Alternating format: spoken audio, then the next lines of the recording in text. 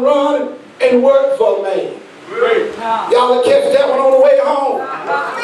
Very Negro you talk about is the one you run to. That's right. I will have a witness in here. It said that he began to work for the man because there was a famine in the land. And you know, my brothers and sisters, there was a famine in this land. Anybody been to Walmart lately? Yes. There is some stuff that should have been on the counter that's not on the counter no more. When the last time you seen some juicy cranberries? When the last time you seen a man on the shelf some stuff you used to like when you was a kid? But here it is, he working for the man who owned a bunch of pigs. And I need us to understand something, that Jews don't mess with pigs. Jews don't even eat pork. Why is it, my brothers and sisters, that we are descendants of Abraham? Not only will we eat pork, we'll hang out with some swine. I'll have a witness in here. What do you mean, preacher, when you say hanging out with some swine? You know them old friends that God delivered us from. Why is it that we go back to them? You know them old places that God brought us out of. Why we got to go back to them? I told you the decisions you make will determine your outcome. But here it is now. He's in the pig pen taking care of the pigs. And you know, people say, preacher, you always testify. Well, I'd rather testify than to test a lie. I'll have a witness in here. Well, when I was in the penitentiary the first time around, Brother Smith, I had to raise some pigs. I will have a witness in here. Why? I didn't know they had to give pigs shots. Because pigs are born with diseases. And we talk about STDs, pigs are born with STDs. I'm talking about born with syphilis. I'm talking about born with gonorrhea. I'm talking about born with chlamydia. I'm talking about this pig that we put in our mouths. And I love pork chop. Can I get a witness in here? I remember that when these pigs was growing, I had to go in there with a coffee can. And I had to put a little stuff, now watch this now, in this coffee can. And then I pulled what I put in the coffee can on the floor. And here come the pigs to eat that. And then they drink water and it blows them up. All I have a witness in here. But there I was in the pig pen, so I can imagine how that young man felt. He was born not to mess with pigs. He was born not to hang out with pigs. But he found himself in a pig pen because of his decision that he made. Ain't God all right? But while he was in that pig pen, don't you tell me what you won't do. Don't you tell me what you won't do. Because if you tell me you won't do, I'll tell you you're a lie to your face. Because when you're hungry, you'll eat out of the garbage can. When you're hungry, you'll eat off the ground. When you're hungry, you'll beg for something to eat. But here he is in the pig pen because there was a famine in the land. But now, what about the decision? We see he made a dumb decision. Can I get a witness in here? When he asked for his money, when he left his home, he made, somebody say, a dumb decision. But now what I need to do now is make a wise decision. If you ever find yourself in a situation of need and want, I learned a long time ago, all you got to do is turn to Jesus. I don't care what's going on in your life, turn to Jesus. Me and Morris, we used to ride around and go all out of town. Didn't have no gas, but we knew all we had to do was stop by the church house. And when we stopped by the church house, we said we're from Dallas and we don't have no gas. Ain't God all right? Now what decision do I need to make? You need to do like this young man did. What do we do, preacher? We think it's it's strange when you find somebody talking to themselves. We think it's strange when they mumbling to themselves. The man in prison asked me, he said, do you ever hear voices? You know what I told him, Dennis? I said, all of us hear voices, but it's another thing to talk to them voices. That's the only reason I didn't end up in the psychiatric ward, because I made that statement. But every now and then, you'll hear a quiet, still voice going on in your head.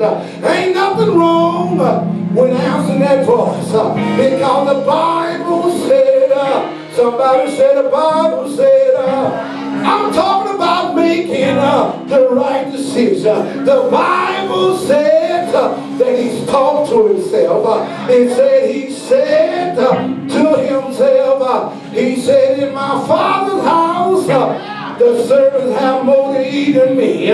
He said, in my Father's house, y'all ain't up in here with me. When you hear the voice, you got to make a decision. He spoke out loud and said, in my Father's house, the servants got more than enough to eat. In my Father's house, I believe I heard another man say, he said, in my Father's house are plenty mansions. If it wasn't so, I wouldn't have told you. Ain't God all right? He said, I believe. See, you got to talk now. Not only say it to yourself, but you got to confess it with your mouth. He said, I believe I'll go back to my Father's house where there's plenty food to eat. He said, I believe I'll go back to my Father's house. Now, you just can't come back any old kind of way. You got to come back right, because if you gonna make a decision and make the right decision, you got to come back right.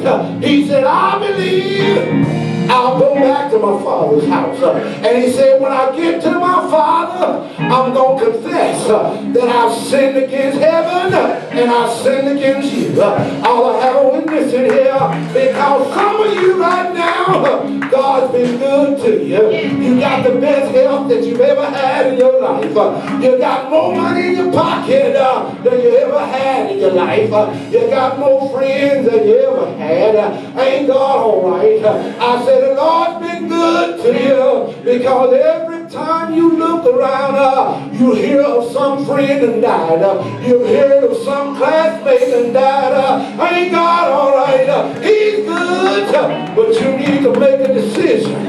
You need to make a decision today on whom you gonna serve. But for me in my house, I'm like Brother Joshua. I'm gonna serve the Lord until the day I die. Come hell or come high water, come what will, come what may, I'm gonna serve the Lord with all my being. Is there anybody in here that knows my Jesus? He made a decision that he was going back to his Father's house. And somebody here today, you need to make a decision that you're coming back to Jesus. Because this little boy, he exemplified a backslidden Christian. Because he was in the house, but he left the house. When you come back to the Lord, say, Lord, please forgive me, for I've sinned against you. And get down on your knees in a place of humility and say, Lord, whatever you would have me to do, that's what I will do. Ain't God all right? He came back to his father, and his father, he simplified God. What do you mean, preacher? It said that his father saw him from a ways off. Ain't God all right? God see you coming before you get there, because God knows all and God sees all. He knows somebody here today that's getting ready to make a decision to come back to him. His arms are stretched wide. They wide open. They waiting for you to come back to Jesus. And for those of you who don't know the story, his arm was stretched wide. Yes, he was.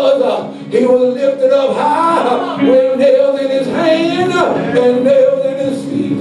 Somebody say, ain't God all right? I say, ain't he all right? He had nails in his hand and nails in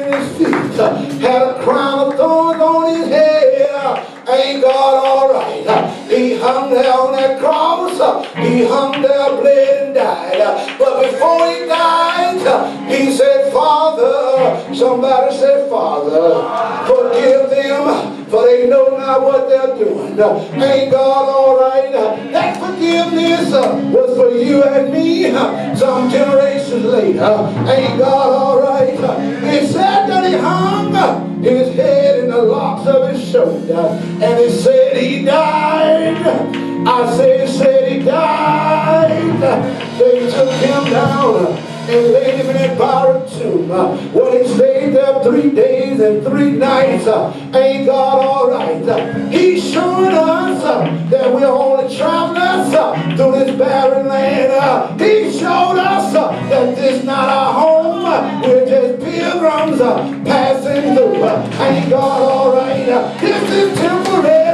We're trying to get all you can and can all you can and sit on the can because you won't be here long. Ain't God all right? I said, ain't he all right? He died. They buried him for 3 days and 3 nights. But early, somebody said early, that Sunday morning, my Lord got up with all power. He got up with power in his hands, in the heavens and in the earth. Ain't God all right? He got his hand stretched out to somebody today. You think you're going through now? He said, come unto me, all you are heavy laden and burdened down, and I'll give you rest. He got his hand out. He said, behold, I stand at the door and I knock. If any man would open the door, he said, I'll come in and sup with you. I don't know about you.